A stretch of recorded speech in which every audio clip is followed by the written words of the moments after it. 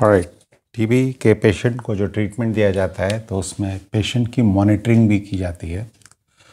Monitoring का मतलब कि मरीज़ की क्लिनिकल मॉनिटरिंग देखते हैं, क्लिनिकल इम्प्रूवमेंट देखते हैं कि उसमें इम्प्रूवमेंट हो रहा है कि नहीं हो रहा है। जैसे एंटी टीबी दवाओं का अगर डिज़ीज़ पर इफ़ेक्ट हो रहा है, बैक्टीरिया मारे जा रहे हैं अगर, तो उसकी वजह से जैसे मरीज़ में अगर फीवर है तो फीवर गायब हो जाएगा। यूजुअली 2 वीक में फीवर कम हो जाता है। उसके बाद जैसे खांसी आ रही होती तो खांसी कम हो जाती है, राइट। मरीज़ को भूख लगने लगती है, एपेटाइट इम्प्रूव कर जाती है, मरीज़ का वेट गेन हो जाता है यानी आदमी का वज़न बढ़ने लगता है, एंड द पेशेंट के अंदर सेंस ऑफ वेलबींग अच्छा लगने लगता है। जो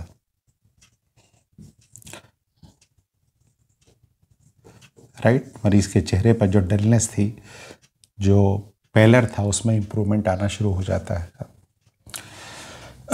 नॉर्मली 2 महीने के इलाज के बाद मरीज़ का स्प्यूटम नेगेटिव हो जाता है, यानी स्प्यूटम में जांच किया जाता है, जांच की जाए तो उसमें टीबी का बैक्टीरिया उसमें एब्सेंट हो जाता है कि अब टीबी का बैक्टीरिया दिखाई नहीं दे रहा है, नेगेटिव हो गया है, जो है ना।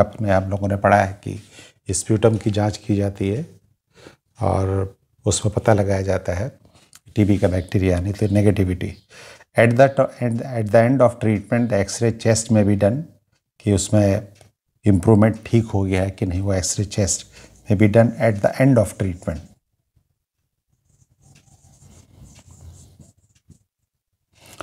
और जैसा कि अभी हम लोगों ने पढ़ा था कि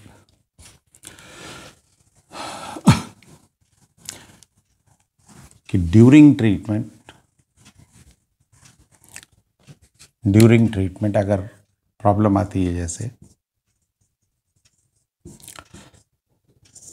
राइट, जैसे हिपैटोटॉक्सिसिटी हो रही है, मेनली हिपैटोटॉक्सिसिटी,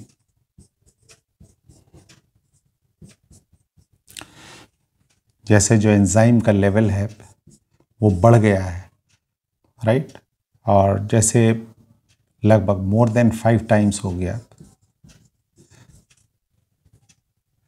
है नहीं, ब्लड में जैसे जितना मिनिमम पाया जाता है, जैसे मान लिया 30 यूनिट्स AST ALT है तो उसका 5 गुना से ज़्यादा हो गया है, 150 200 ऐसे हो गया है। तो ये हेपाटोटॉक्सिसिटी हो रही है दवा की वजह से। या मरीज़ में सीरम बिलिरुबिन बढ़ जाए, 1 मिलीग्राम पर डेसीलीटर की बजाय जो है 2 मिलीग्राम 3 मिलीग्राम सीरम बिलिरुबिन हो गया, या मरीज़ में जॉन्डिस दिखाई देने लगा, बिलिरुबिन इतना बढ़ गया, तो the drugs had to be stopped, दवा को स्टॉप करने की ज़रूरत पड़ती है। एंटी टीबी दवाएं स्टॉप कर दी जाती हैं।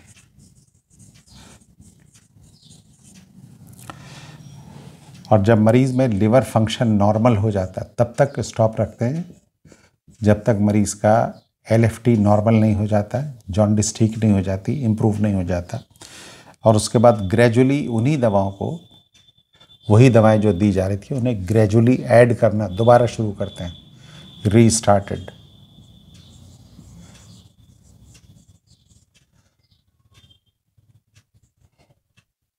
ड्रग्स रीस्टार्टेड ग्रेजुअली 1 by 1 ये दवाएं स्टार्ट की जाती है, राइट। लेकिन अगर किसी पेशेंट में सीरियसली इल है, राइट, सीरियसली इल पेशेंट जैसे मलेरिया ट्यूबरकुलोसिस है, तो उसमें जो नॉन हेपेटोटॉक्सिक दवाएं होती हैं जैसे स्ट्रेप्टोमाइसिन, इथाम्बुटोल, या बड़े बच्चे हैं और उनमें अगर क्विनोलॉन्स दवाएं दी जा सकती हैं जैसे लीवोफ्लॉक्सासिन, इस तरह की दवाएं, तो इस तरह की दवाएं उन्हें दी जाती हैं, जो इसे कंटिन्यू रखते हैं, जो इन्हें देते हैं, जो राइट। फिर से नॉर्मली ऐसा किया जाता है। लेकिन अगर एक पेशेंट, जो बच्चा जिसमें टीबी है और वो सीरियसली इल है और उसमें हिपैटोटॉक्सिसिटी हो गई, तो हम जो INH है, रिफैम्पिसिन, पायरेजिनामाइड, जिनसे हिपैटोटॉक्सिसिटी होती है, उन्हें बंद करने के बाद अगर स्ट्रेप्टोमाइसिन, इथाम्बुटोल चल रहा था तो उन्हें चलने देते हैं। साथ में अगर बड़े बच्चे हैं, 10-12 साल के बच्चे हैं, उससे बड़े बच्चे हैं अगर, तो उसमें लीवोफ्लॉक्सासिन है या सिप्रोफ्लॉक्सासिन है, इस तरह की दवाएं, बिकॉज इनके अंदर भी एंटी टीबी इफेक्ट होता है, तो इनको चलाया जाता है उनके अंदर, ऐसा रिकमेंडेड है, राइट। बाकी ट्रीटिंग डॉक्टर डिसाइड करते हैं कि क्या किया जाना है। ठीक है, थैंक यू।